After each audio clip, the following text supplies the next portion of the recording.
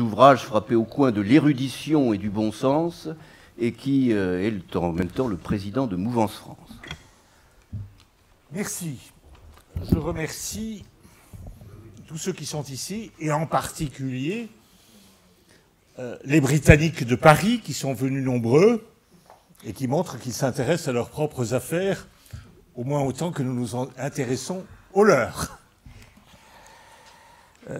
Je voudrais commencer en rappelant, avant d'arriver au vif du sujet, ce que furent les relations franco-britanniques depuis qu'elles existent, c'est-à-dire depuis près de 1000 ans, au moins. Il y a eu des hauts et des bas, et il y a eu des conflits qui sont restés dans l'histoire. La guerre de 100 ans, par exemple. Jeanne d'Arc, hein, on a de travers. Hein. Voilà.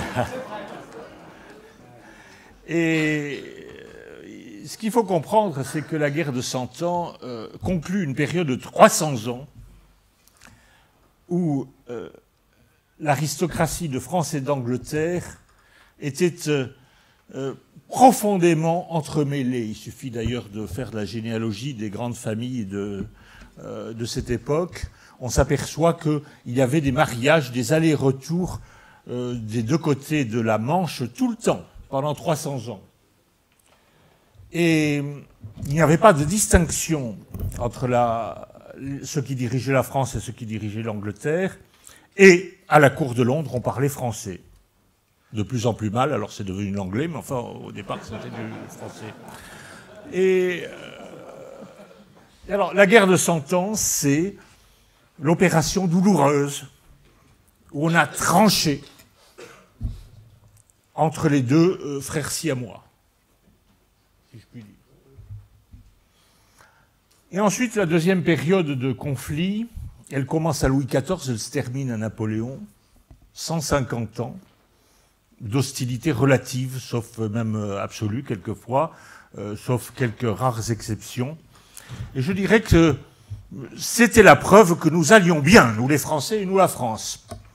Car dès que nous sommes entrés dans la grande histoire européenne, la Grande-Bretagne a affirmé sa politique qui consistait à refuser qu'il y ait une puissance hégémonique sur le continent. Et il faut croire que de 1675 à 1815, la puissance hégémonique, c'était nous, puisque c'était à nous qu'ils en voulaient particulièrement. Il n'en a plus, hélas, été de même ensuite, et depuis 1815, nous ne nous sommes jamais fait la guerre. Ce qui est très méritoire, puisque nous avons été en concurrence dans la grande aventure coloniale. Nous étions en concurrence sur les mers, avec des marines qui étaient la première et la deuxième du monde. Et nous avons eu des moments, je ne dis pas de coopération, de bien plus que de coopération, de combats communs, particulièrement émouvants et tragiques. Et je ne peux pas passer ce jour sans évoquer ce que fut la grande bataille de la Somme. On nous a parlé de Verdun, et on nous en a parlé beaucoup, et il fallait en parler beaucoup. Au même moment se produisait la grande bataille de la Somme, qui a engagé moins d'hommes au total, mais où il y a eu plus de victimes, et parmi les victimes, 200 000 Britanniques qui sont morts pour défendre la frontière nord de la France. C'est dire que je ne suis pas particulièrement fier que le président de la République ait décidé de ne pas se rendre à la commémoration de cette bataille.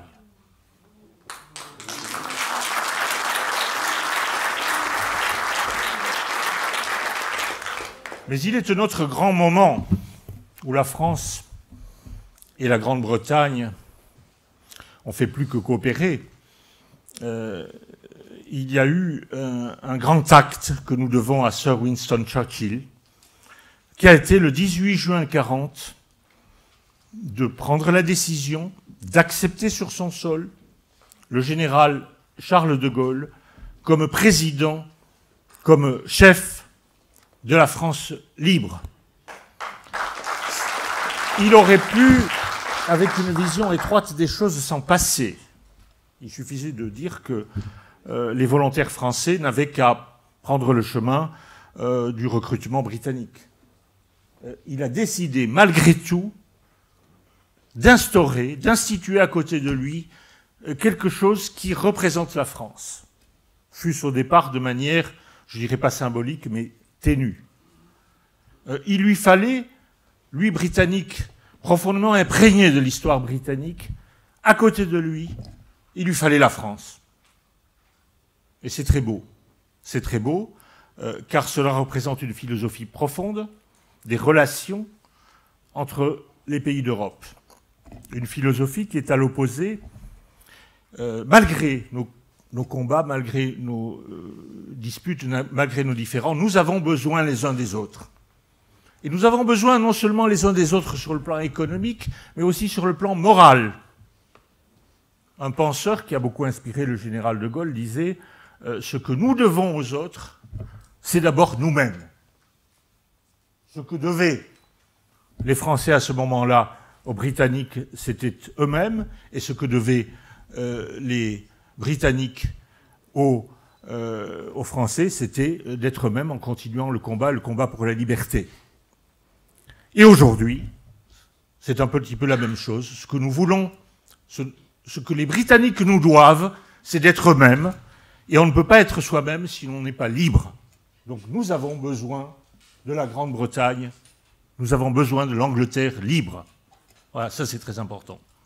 J'ajoute que cette conception des relations entre les pays d'Europe est à l'opposé de doctrines idéologiques, comme par exemple celle des néoconservateurs,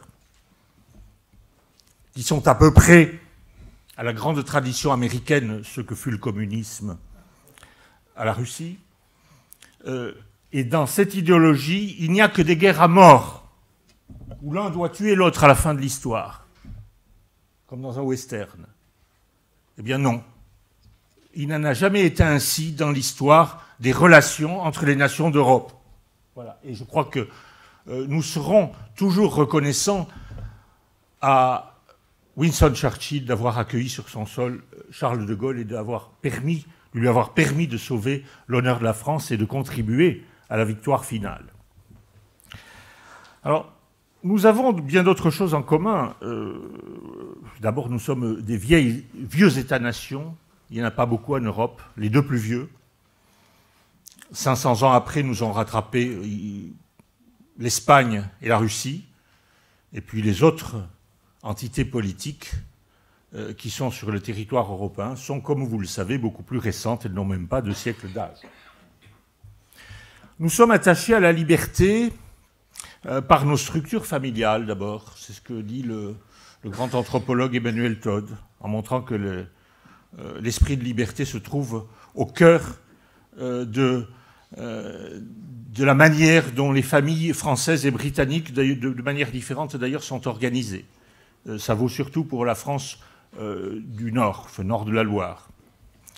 Et il en résulte une conception différente, un individualisme que beaucoup tiennent pour un défaut, que je tiens personnellement, dans bien des cas, pas toujours pour une qualité, un individualisme qui fait que chacun cherche sa voie pour la prospérité commune, mais qui fait aussi que collectivement, nous répugnons, je ne parle pas du gouvernement français actuel, mais, bien entendu, mais dans l'histoire de France, nous répugnons à nous lier les mains de manière définitive ou de manière stricte. Et ça, c'est tout à fait contraire à la mentalité, à la fois à la mentalité allemande et américaine. Il leur faut des pactes, il leur faut des organisations. Ils sont inquiets, ils sont anxieux quand ils voient quelqu'un ou une entité, quelle qu'elle soit, qui n'est pas dans une organisation, qui n'est pas verrouillée de différentes manières. Hein. Et il leur faut, quand ils ont une organisation, il faut l'étendre. On vient de faire rentrer le Monténégro dans l'OTAN. Était-ce bien nécessaire? Je ne sais pas, mais le Monténégro isolé, comme ça, c'était une source d'angoisse. Je ne crois pas que cela soit dans la mentalité ni française ni britannique, même si nous adhérons, quand c'est nécessaire, à des organisations. On pourrait se demander pourquoi aujourd'hui la Grande-Bretagne cherche, enfin une partie des Britanniques cherche à se détacher de l'Union européenne. Après tout, elle ne leur coûte pas très cher. Les deux principales contraintes que nous subissons, nous les Français, c'est celle de l'euro d'un côté, celle de l'espace de libre circulation de Schengen, de l'autre, ils en sont exonérés. Alors qu'est-ce qu'il leur reste ? J'ai voulu inviter ici une parlementaire de gauche qui partage largement nos idées sur la souveraineté. Ben, elle m'a répondu, oui, mais les Anglais, ils veulent quitter l'Europe parce qu'elle n'est pas assez libérale. Je lui ai répondu aussitôt, non, c'est pas ça. D'abord, je me demande de quoi ils se plaignent, parce qu'à bien des égards, l'Europe est excessivement libérale. Mais j'ai pensé que, d'abord, les Britanniques voulaient rester eux-mêmes. Et c'est ça qui est important, c'est de rester soi-même.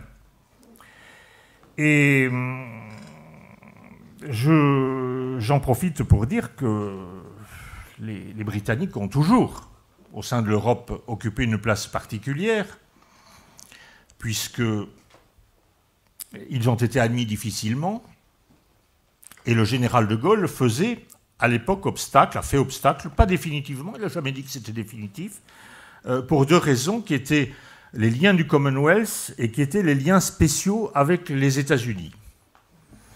Je pense que ces deux motifs se sont également affaiblis. Les liens avec le Commonwealth demeurent moralement très importants, mais politiquement très ténus. Et quant aux liens spéciaux avec la Grande-Bretagne, aujourd'hui, ce sont des liens qui sont très largement partagés par tous les pays membres de l'Union européenne, qui sont tous également prisonniers des structures de l'OTAN, pour ne pas dire plus. Alors cette situation donc fait qu'on ne voit pas très bien, c'est qu'aujourd'hui, il pourrait être plus facile à la Grande-Bretagne de rester dans les liens de l'Union européenne, mais néanmoins, une grande partie des Britanniques veut en sortir, et Dieu sait que nous les comprenons. C'est la raison pour laquelle je pense qu'il faut revoir nos conceptions. Un certain nombre de nos compatriotes nous ont quasiment accusés d'être des traîtres, puisque dans leur esprit, il y a nous, l'Union européenne, et eux, les Britanniques, qui veulent nous quitter, qui ne s'intéressent pas à nous, qui veulent nous tourner le dos. Tout juste si l'organisation d'une telle réunion ne passerait pas pour un acte de passage à l'ennemi ou de trahison. C'est évidemment pas notre conception. Car nous, ce n'est pas le continent européen, nous, ce n'est pas l'Union européenne, nous, ce sont les peuples d'Europe, peuples britanniques compris. Et eux, c'est la machinerie technocratique, supranationale de Bruxelles qui a été décrite dans ses méfaits par Jacques Millard et qui est ressentie de plus en plus lourdement par les peuples. Et quand je dis nous, les peuples, il y en a qui m'ont dit on devrait faire pareil, on devrait faire un référendum en France. Je vous rappelle tout de même que le référendum, il a eu lieu en France. Il a eu lieu le 29 mai 2005 et il a donné un résultat très clair et très net. 55% de Français ont refusé la nouvelle structure renforcée qui était proposée au sein de l'Union européenne. Vous savez dans quelles conditions ce référendum a été détourné, violé, et que malgré tout, les peuples d'Europe, et spécialement la France, ont été contraints de rentrer dans le cadre, le moule, le lit de Procuste de l'Union européenne. Mais ça prouve une chose, c'est que les peuples d'Europe, aujourd'hui, sont quasiment unanimes. Je suis persuadé que si on faisait le même référendum, aujourd'hui particulièrement en Allemagne, on aurait le même résultat. Alors, les peuples, d'un côté, la superstructure européenne de l'autre, et cette superstructure, je la qualifierais à la fois de bureaucratique, mais surtout d'idéologique. On y retrouve dans son fonctionnement, dans son origine et dans son fonctionnement, tous les caractères d'une idéologie, au sens où nous avons eu le règne, aujourd'hui dépassé de grandes idéologies au XXe siècle. D'abord des idées simples, et tellement simples qu'elles sont fausses. L'idée simple que c'est parce qu'il y avait pluralité des nations que l'Europe n'a été qu'un champ de bataille au fil des siècles. Non, pas du tout. Et je citerai Jean-Paul II, et Charles de Gaulle a dit à peu près la même chose. La cause des guerres, ce ne sont pas les nations, c'est la violation des droits des nations. Et on peut ajouter, c'est l'idéologie. Or, l'idéologie, nous l'avons. Nous avons un projet utopique de suppression des nations et un projet qui va tellement contre nature, contre cette tendance des gens de même culture de s'agréger en communauté politique, qu'il suscite une résistance. Et cette résistance, de la part des idéologues, suscite l'intolérance, la haine, tentative d'étouffement de l'opinion par les médias, à laquelle nous assistons, et probablement que la Grande-Bretagne, malgré un espace de liberté qui est plus grand, n'y est pas étrangère. Et nous sommes dans une situation de contrainte totalement et largement insupportable. Alors on peut dire qu'on reconnaît l'idéologie au fait que les résultats auxquels elle aboutit sont toujours le contraire de ce que l'on prévoit. Elle devait nous apporter la paix. Nous avons la guerre, nous l'avons eue dans les Balkans, nous l'avons aujourd'hui en Ukraine. Et l'Europe s'implique beaucoup dans les guerres du Proche-Orient, avec une responsabilité qu'il faudra mettre en relief. S'agissant de l'Ukraine, c'est quelqu'un d'aussi modéré, aussi partisan de l'Europe institutionnelle que Helmut Schmidt, peu de temps avant sa mort, qui a dit que la guerre en Ukraine résultait de l'incompétence de la Commission européenne. C'est aussi clair que ça. Et Valéry Giscard d'Estaing a dit des choses assez analogues. Elle devait nous apporter l'influence. Les Européens, en se mettant tous ensemble, ils auront plus de poids. Je vous rappelle une expédition qui ne fut pas malheureuse sur le plan militaire, qui le fut un peu sur le plan diplomatique. En 1956, l'année même de signature du traité de Rome, la France et l'Angleterre s'unissaient pour aller faire la guerre en Égypte, au canal de Suez. Et ils l'ont fait ensemble contre l'avis des États-Unis et de l'URSS. Imaginez-vous aujourd'hui que l'Union européenne pourrait entreprendre quoi que ce soit contre l'avis, je ne parle pas de la Russie, mais je parle des États-Unis. Même envoyer un ambassadeur itinérant au Proche-Orient nécessiterait l'avis et l'aval et la ratification de Washington. Bon, on peut continuer. On nous avait annoncé la prospérité, notamment grâce à l'euro, et nous avons la récession. On nous avait annoncé, le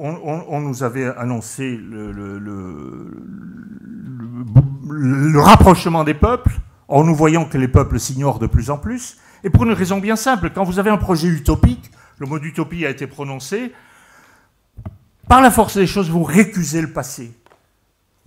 Puisque vous visez un avenir qui sera infiniment meilleur, le passé, comme disait Karl Marx, c'est la préhistoire. La préhistoire de l'humanité, la préhistoire de l'Europe, ce n'est que des guerres, ce n'est que d'intolérance, ce n'est que des violences, notamment des violences religieuses, donc supprimons les racines chrétiennes, mais supprimons les racines chrétiennes, supprimons toutes les mémoires. Le champ de bataille de Verdun peut devenir le théâtre d'une fiesta, et Monsieur le Président de la République française ignore pratiquement ce qu'a été la bataille de la Somme, parce qu'il ignore l'histoire et parce qu'il est surtout dans un moule de pensée où les nations étant révolues, l'histoire est révolue et la commémoration des sacrifices du passé est révolue.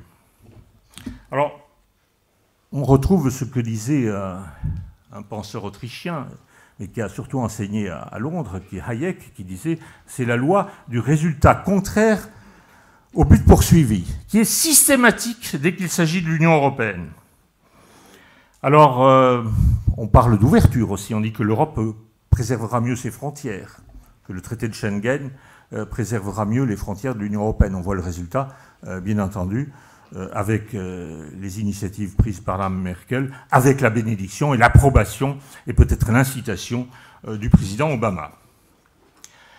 Alors, on avait déjà vu ça dans le socialisme, hein, les résultats contraires au but recherché. On les voit en grand dans l'Europe. C'est la raison pour laquelle, quel que soit le résultat du référendum sur le Brexit, l'issue est programmée d'avance, de même qu'en 1980, on pouvait prévoir la chute du régime communiste, on peut prévoir aussi la chute de l'idéologie européiste, même si elle est moins dangereuse, il faut faire la part des choses. Alors nous avons choisi de faire cette réunion le 6 juin, d'abord parce qu'à l'époque, parce qu'il y avait une salle de libre à l'Assemblée ce jour-là, et je pense que le fait que la réunion se tienne à l'Assemblée nationale lui donne un particulier relief vis-à-vis des Britanniques, mais aussi parce que nous commémorons une grande bataille de libération de la France, où les troupes sont parties d'Angleterre. Il y avait des troupes américaines, mais le point de départ, c'était les côtes britanniques.